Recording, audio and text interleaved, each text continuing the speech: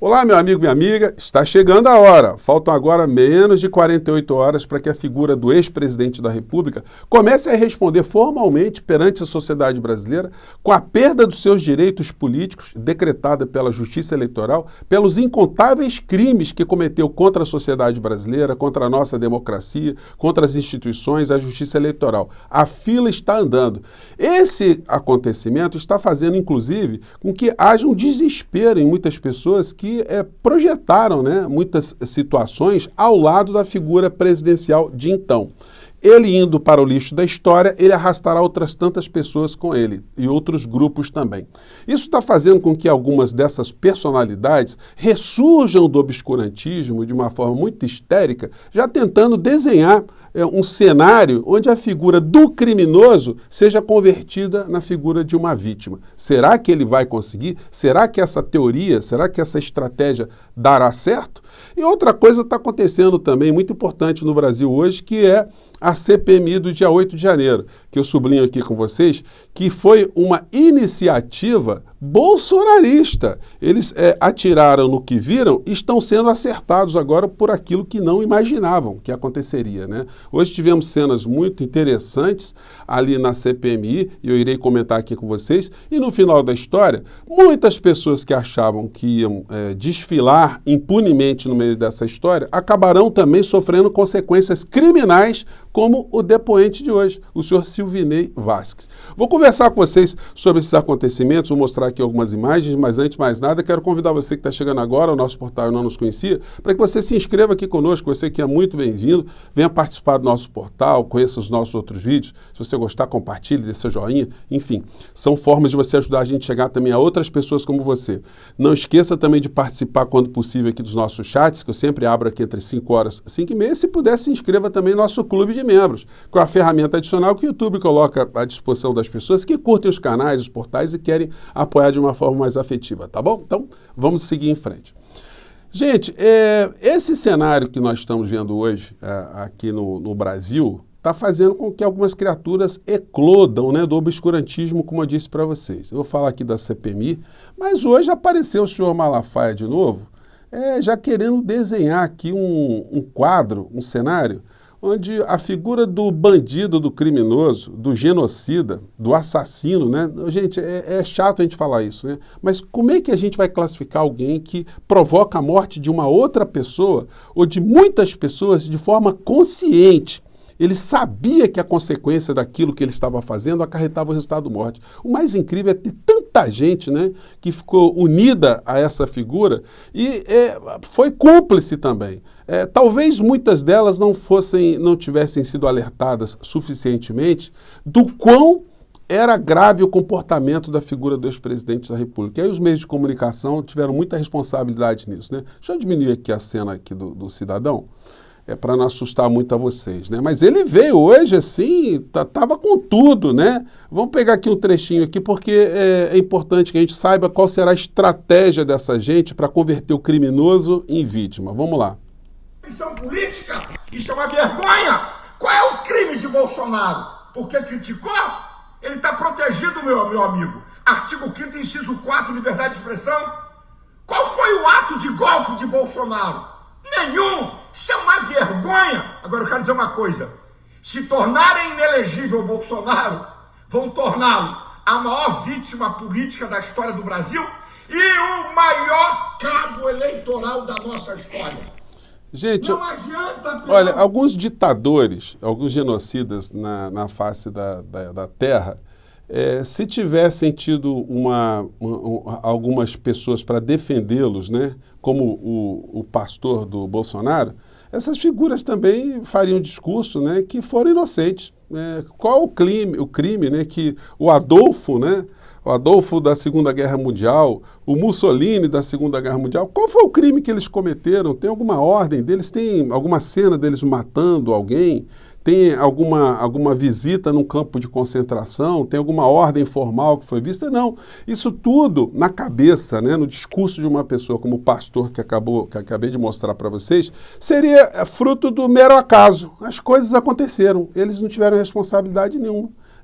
Estavam ali, apenas eram lideranças, enfim, e as coisas foram acontecendo.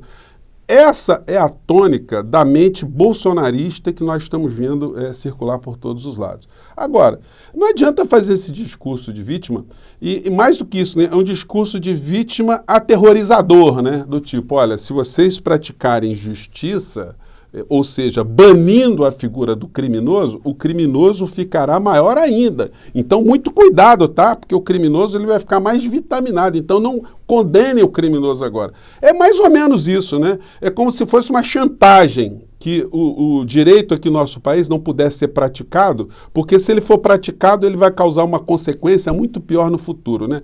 É uma coisa bandida, é uma coisa salafrária que eu nunca vi na minha vida, na política brasileira, como desdobramento dessa mistura de política com religião. Bom, e aí, saindo um pouco desse obscurantismo dessa criatura, que vai ter que prestar contas em algum momento também, né? A gente chega na CPMI. Eu assisti na parte da manhã o Silvinei Vasquez, muito preparado, muito articulado, dos bolsonaristas foi o assim, mais preparado que eu já vi. Como ele é o mais preparado, também as suas falas ocultando dados, estratégicas, cínicas, também são muito convincentes para muitas pessoas. Ele tentou ali se colocar, ele estava na posição de testemunha, portanto a testemunha tem que dizer aquilo que viu, aquilo enfim, que presenciou, acrescentar alguma informação à investigação. Mas ele tentou se colocar ali não como a figura de uma testemunha, mas como o representante de uma instituição. Então você, ao fazer uma crítica ao senhor Silvinei, as pessoas estariam fazendo críticas à Polícia Rodoviária Federal. Foi uma técnica que ele utilizou ali, né? E contou fez muitas falas ali, colocando alguns cenários, né? Cheio de papéis, para dar a impressão assim, que estava muito bem fundamentado, mas no final da história, gente, sabe o que vai acontecer? No relatório final, ele vai ser incriminado, podem escrever que eu estou dizendo aqui para vocês. Porque a gente vai desconsiderar, é possível que o Brasil desconsidere que houve bloqueios feitos pela Polícia Rodoviária Federal no processo eleitoral aqui no nosso país, um processo estava tenso. E isso é uma coisa usual. Quando é que a gente viu operações da Polícia Rodoviária Federal aqui no Brasil em qualquer processo eleitoral? Então, foi fruto do acaso? Não teve ninguém comandando isso? Foi uma coisa assim trivial? Não, isso fez parte de uma estrutura de ruptura institucional, de roubo do poder aqui no nosso país. Depois das eleições, nós tivemos quase 20 dias de estradas bloqueadas e a Polícia Rodoviária Federal não mexeu uma palha ou foi muito tímida. As cenas estão aí para todo mundo ver. Bom, eu separei apenas aqui um trecho aqui da fala da deputada Jandira Fegali, que de uma forma assim muito técnica, né? Ela é uma médica, né? Uma pessoa muito atenta, né? E muito experiente no parlamento. E de uma forma respeitosa, ela praticamente disse para o senhor Silvinei, senhor Silvinei, o senhor pode enganar bolsonarista, tá? Mas nós aqui estamos muito atentos e atentas para que o senhor está dizendo, e as consequências podem ser ruins para o teu lado. Vou colocar um trechinho aqui, vamos lá. Onde a orientação foi explícita, e há testemunhas dizendo isso, sob sua orientação de que devia atuar para dificultar a votação no Nordeste para eleger o então candidato Jair Bolsonaro. Isso foi dito na reunião a partir de testemunhas sob sua orientação. E uma coisa que chama a atenção, e aí também já foi colocado isso aqui, mas eu quero registrar a contradição, é de que esse esforço imenso de atuação de um efetivo, que mais uma vez o seu dado não corresponde, o senhor disse assim, o maior efetivo da Polícia Rodoviária Federal está no Nordeste. Eu pedi esses dados à Polícia Rodoviária Federal. Não é verdade, doutor Silvinei. O seu maior efetivo está no Sudeste. Eu peguei o quadro aqui, eu mesma somei aqui. O seu efetivo está maior no Sudeste, não está no Nordeste. Isso não é... Quando a deputada Jandira diz que isso não é verdade, ela está mostrando dados ali, gente, isso não fica barato não, tá? Ele está ali na condição de testemunha, ele não pode mentir. Então, todos esses fatos aí, no final do inquérito, eles são documentados e as peças são mandadas para o Ministério Público Federal, no caso, a Procuradoria-Geral da República. Tem um detalhezinho, tá, gente, que ele é vital no meio dessa história toda. Por mais que as pessoas fiquem acreditando, olha, a CPI não dá em nada, enfim. Muitas dessas informações ou dessas impressões se dão porque nos últimos 4 anos nós tivemos a figura do senhor Augusto Aras e da senhora Lindora Araújo. Só que quando a CPMI terminar, nós não teremos mais a senhora Lindora e nem o senhor Augusto Aras. Nós teremos ali um procurador-geral da República indicado pelo atual presidente da República, o senhor Luiz Inácio Lula da Silva. Então, nós todos temos a certeza absoluta que a nova Procuradoria-Geral da República vai passar um pano, um pente fino nessa história, né? Passar um pano não, passar um pente fino, né? E vai ter que responsabilizar todas essas pessoas que estavam dentro da Procuradoria-Geral da República. Então, os relatórios que durante a CPMI, a CPI da Covid, foram parar nas mãos do senhor Augusto Aras e da senhora Lindora, e que eles tentaram abafar, isso inclusive poderá ser reacendido agora, né, com o novo Procurador-Geral da República, isso não vai acontecer com o relatório produzido por essa CPMI. Então, muitas pessoas estão entrando nessa CPMI, lépidas e fagueiras, vão ter problemas criminais, né, muito sérios pela frente. Vamos pegar mais um trecho aqui da fala da deputada Jandira. É verdade, o quadro está aqui, eu posso lhe repassar. O seu efetivo, somando os 4 estados do Sudeste, é maior do que os 9 estados do Nordeste.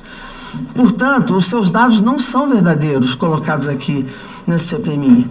Mais uma vez, o senhor dá um dado errado à CPMI. Eu mesma somei aqui, peguei aqui a máquina de calcular, dado estado por estado, o seu efetivo no Sudeste é maior do que o seu efetivo no Nordeste. Da mesma forma, há também aqui dados que serão colocados, a apreensão de drogas e de armas não é maior também no Nordeste, como o senhor afirmou a relatora aqui no início da CPMI. Ou seja, ele mentiu, então, pacas. Chama a atenção, porque e nós ficamos aqui com estradas bloqueadas, não foi um dia, não foram 2 dias, não foram 3 dias, nós ficamos com estradas bloqueadas quase 20 dias depois da eleição. Porque é mesmo que com todos os blindados, com todo o efetivo, com todas as ações, a gente não conseguiu desbloquear as estradas para a eleição. Por que a ação não foi tão efetiva como o senhor aqui disse? Era só porque não podia um policial ou 2 enfrentarem as dificuldades. Uma torcida de futebol conseguiu retirar os bloqueios de uma estrada. Isso foi mostrado amplamente pela mídia. A Polícia Rodoviária Federal armada, com blindados, com armamento, não consegue retirar um bloqueio de uma estrada. Então, realmente, assim, é algo que chama a nossa atenção. Então, houve uma deliberada ação na eleição de não permitir que o eleitor chegasse às urnas no Nordeste. Houve depois uma deliberada ação de não desbloqueio das estradas para provocar uma ação, um caos no país, para uma possível chamada GLO ou chamado poder moderador das Forças Armadas. E, por fim, eu queria deixar uma pergunta. Se o senhor conhece pessoalmente o Daniel Beck e o Maurício Junior, da empresa Combate. Bom, gente, isso que a deputada Jandira Fegali falou, vocês podem escrever aí, tá? Podem anotar. Isso figurará no relatório final. O relatório final incriminará o senhor Silvinei Vasquez. Então não adianta ele fazer firula, não adianta nada, porque ele vai ter que prestar contas formalmente à Justiça Criminal, junto à Procuradoria-Geral da República, que, como eu disse a vocês, não será o senhor Augusto Aras, não será a senhora Lindora Araújo e nem será o senhor Silas Malafaia. Então a situação para essa gente está muito complicada. Vão ter que arrumar um cantinho para chorarem bastante e arrumar um outro discurso. E porque esse de nos amedrontar, porque se o Bolsonaro for incriminado, se ele for jogado para o lixo da história, se ele perder direitos políticos, ele ficará maior, então vamos apostar, vamos ver quem é que vence essa batalha. Já vencemos uma que foi muito dura, foi cruel, com uma montanha de dinheiro, com as estruturas contaminadas. Eu acho que agora a gente tem condição de enfrentar essa turma numa condição de igualdade muito superior, né? Igualdade superior não, é uma situação mais confortável, né? Ou menos dramática, né? Vocês entenderam. Gente, eu fico por aqui, mais tarde a gente se encontra, mais tarde não, amanhã. Hoje estou cheio de ato falho aqui, gente. Olha, obrigado, até o nosso próximo encontro. Tchau.